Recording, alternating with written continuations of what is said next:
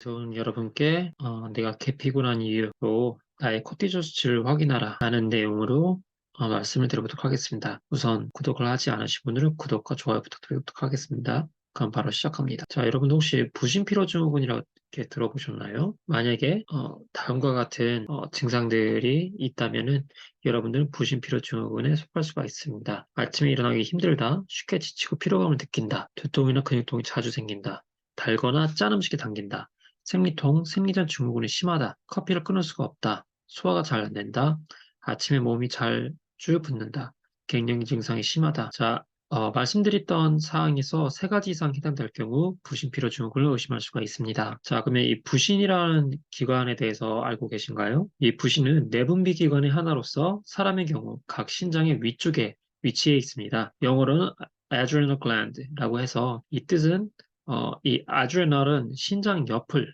의미를 하게 됩니다. 자, 이 부신의 무게는 약 5g 정도 하고요. 크기는 3에서 5cm 정도 합니다. 이게 오른쪽과 왼쪽이 각각 모양이 조금 다릅니다. 오른쪽 부신은 삼각형 모양으로 있고 왼쪽 부신은 좀 더 반원형에 가까운 모양을 가지고 있습니다. 자, 이 부신은 크게 피질과 수질로 나누어져 있습니다. 이제 피질은 다른 말로 겉질이라고 부르기도 하는데요. 이 부신은 우리 몸에서 필요한 호르몬들을 생성을 하는 굉장히 중요한 기관입니다. 자, 다시 한번 말씀드립니다. 이 부신은 우리 몸에서 필요한 호르몬을 생성을 하는데 이 부분에 대해서 조금 더 말씀을 드리도록 하겠습니다. 자, 이 부신의 그 안쪽 부분인 수질에서는 에피네프린, 노에피네프린과 같은 카테콜아민이라는 호르몬을 분비하여서 긴급한 상황에 대처할 수 있게 도움을 줍니다. 자, 이 에피네프린과 또 노르에피네프린을 분비하여서 호흡 속도와 심장 박동수를 증가시키며 혈압을 상승, 에너지 생산 증가에 관여를 하고요. 이러한 에피네프린과 노르에피네프린은 이제 저희의 교감신경과 밀접한 영향을 가지고 있습니다.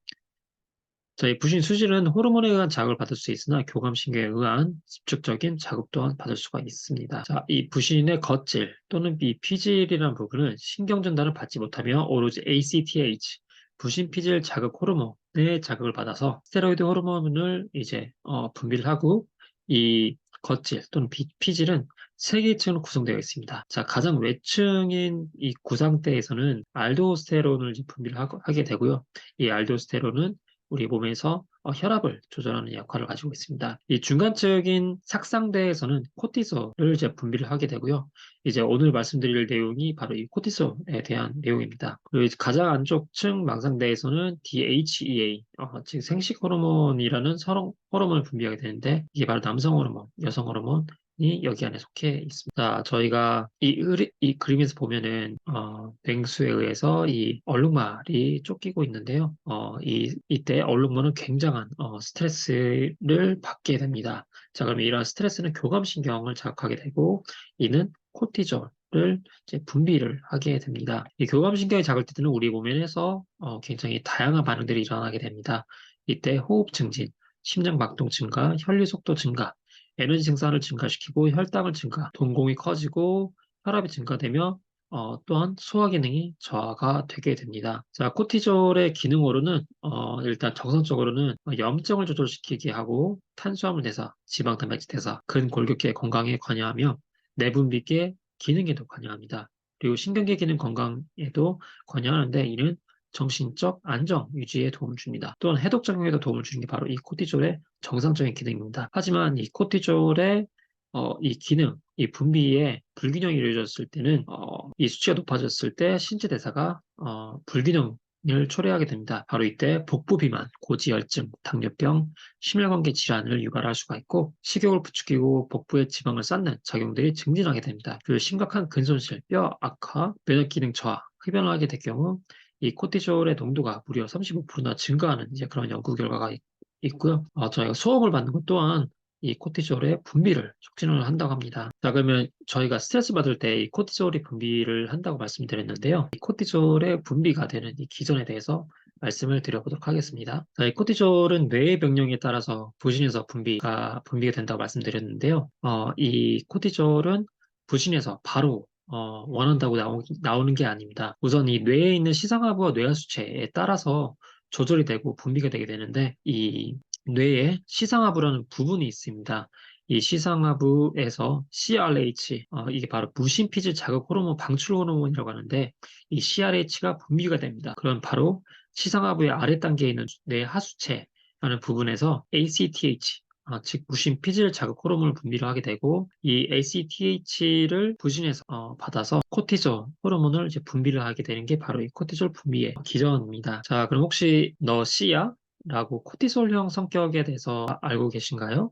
이 코티솔형 성격이 면역을 떨어뜨릴 수도 있다고 합니다. 자, 그러면은 이 C형 성격이 무엇인지 한번 알아보도록 하겠습니다. 자, 이 C형 성격, 즉 코르티솔형 성격에 대해서 자가 진단을 할 수 있는 좀 질문들이 있는데요. 이 C형 성격은 스트레스를 잘 받아서 코르티솔 호르몬이 만성적으로 상승한 사람을 뜻합니다. 자, 이 C형의 C는 코르티솔의 머리끌, 즉 앞자인 C를 딴 건데요. 각 항목에 해당하는 일이 없으면 0점, 종종 있다면 1점, 자주 있다면 2점을 쓸 수가 있습니다. 그래서 제가 말씀드리는 이 부분을 한번 보면서 점수를 모두 더해서 총점을 한번 구해보시길 바랍니다. 자, 스트레스를 느낀 상황을 경험한다.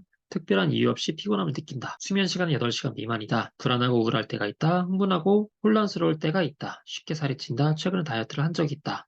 체중 조절을 보려고 마음먹은 적이 있다. 자신이 먹은 음식에 꼼꼼히 신경을 쓴다. 탄수화물 음식, 즉 예를 들어서 빵이나 한국이 마른이 들어간 음식을 먹고 싶다는 생각이 든다. 집중력이나 기억력이 떨어져 어려움을 느낀 적이 있다. 심한 두통을 느끼거나 목 뒤, 어깨, 턱 등이 뻐근하다고 느낄 때가 있다. 복부 팽만, 위궤양, 속쓰림, 변비, 설사 등 소화기관과 관련된 문제가 나타날 때가 있다. 감기나 독감에 걸린 적이 있다. 자, 이 부분들을 다 한번 보셨고, 체크를 한번 해보셨을까요? 자, 총점이 0점에서 5점일 경우 아주 낮은 수준의 스트레스에 노출되어 있습니다. 그리고 스트레스 요인에 노출되더라도 효과적으로 잘 관리할 수가 있다고 합니다. 자, 6점에서 10점에 있으신 분들은 지나친 스트레스 반응으로 고통받을 수가 있고, 이에 해당한 사람은 생활 습관을 되도록 스트레스를 덜 받는 쪽으로 바꿔야 합니다. 자, 10점 이상. 저 같은 경우는 10점 이상이 나왔는데요. 이미 지나친 스트레스 반응으로 인해서 힘들어하고 있다. 코티솔 수치도 만성적으로 높고 이미 몸의 신진대사도 매우 떨어져 있는 상태이다. 정신건강의학과 등을 방문해서 전문의 상담을 받아보도록 하자라고 자가진단 테스트를 해볼 수가 있습니다. 자, 그러면 이 C형 코티솔 성격과 면역 체계에 대해서 조금 더 말씀을 드리도록 하겠습니다. 아까 말씀드린 것처럼 이 C형 성격 면역을 떨어뜨릴 수 있다고 말씀드렸는데요. 자, 스트레스가 증가하게 되면은 천식 알레르기, 류마티즘 관절염, 소화기계 개통의 만성질환 발병률을 증가할 수가 있는데 현대의학에서는 면역 체계 제어를 위해서 합성 코티졸을 처방을 합니다. 자, 이 합성 코티졸을 처방받게 되면 단기적으로 사용할 때는 효과가 굉장히 우수한데요. 과다 또는 장기적으로 사용할 때 만성 스트레스를 받을 때와 같이 조직 파괴와 대사 이상이 발생을 할 수가 있습니다. 코티졸이 과다하게 투여가 된 경우 이러한 쿠싱 증후군의 증상을 보일 수가 있는데요.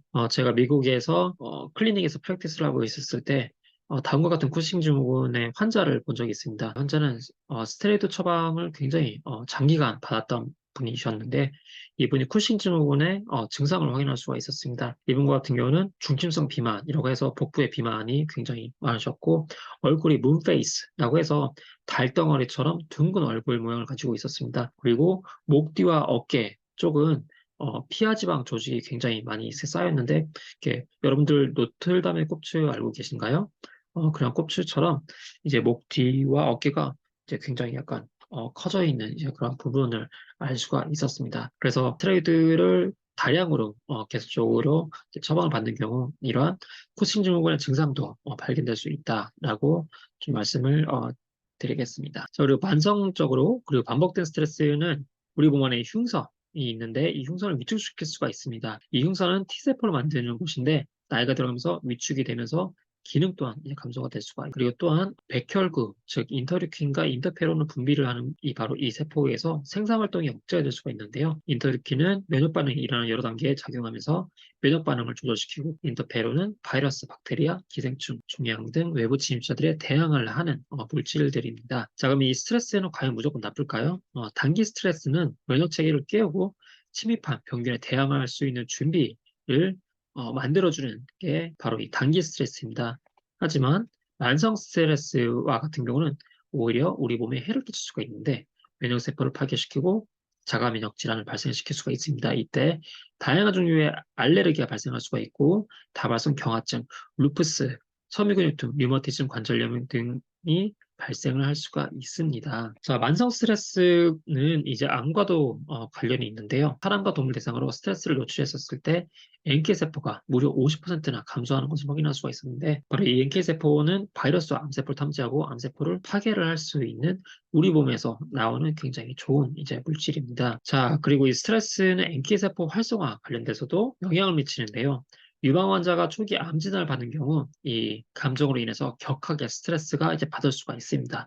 이때 우리 몸에서 생성되는 이 NK세포의 능력이 감소가 될 수가 있고, 또한 NK세포가 활성화되더라도 이게 반응이 없는 경우가 이제는 발견되기 때문에 이 스트레스가 우리 면역에 굉장히 큰 영향력을 미친다는 것을 알 수가 있습니다. 그리고 이 코티솔 같은 경우는 NK세포 수화 활성을 이제 억제시킬 수가 있는데, 이 종양세포가 계속적으로 자라려면은 이 새로운 혈관을 계속 생성하고 촉진시켜야 합니다. 그런데 이 코티솔 같은 경우는 종양 내 새로운 혈관 생성을 오히려 더 촉진시키는 역할을 하게 됩니다. 그리고 코티솔이 증가되게 될 때 만성 스트레스로 암세포 촉진, 그리고 질병에 대한 적응력이 억제되는 것을 확인할 수가 있습니다. 코티솔은 신경질환과도 관련이 있는데요. 만성 스트레스는 단순 기억상실과 완전한 기억상실, 그리고 알츠하이머 병의 진행을 가속시킨다는 그런 연구 결과가 있어요. 스트레스에 따라서 뇌도 변화가 하는데, 만성 스트레스는 뇌세포의 신경단위 배열에 물리적인 변화를 초래한다고 합니다. 즉, 스트레스가 뇌의 기능과 모양에 변화를 일으킬 수가 있다고 하고요. 그리고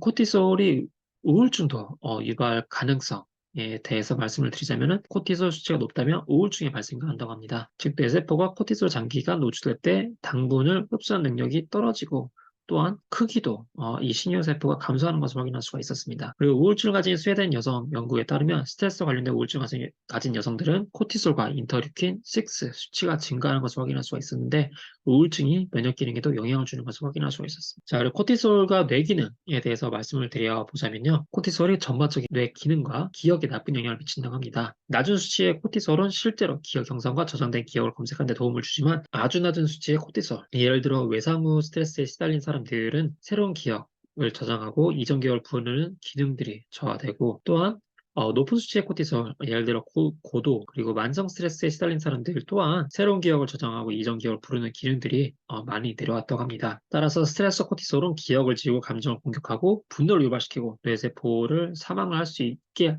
초래하는 그러한 악영향을 미칠 수가 있습니다. 자, 그럼 코티솔 수치를 효과적으로 조절하는 방법은 바로 다음 영상에서 말씀드리도록 하겠습니다. 자, 오늘 내용이 도움이 되셨을까요? 그러면 구독과 좋아요, 그리고 알람 설정 부탁드리도록 하겠습니다. 감사합니다.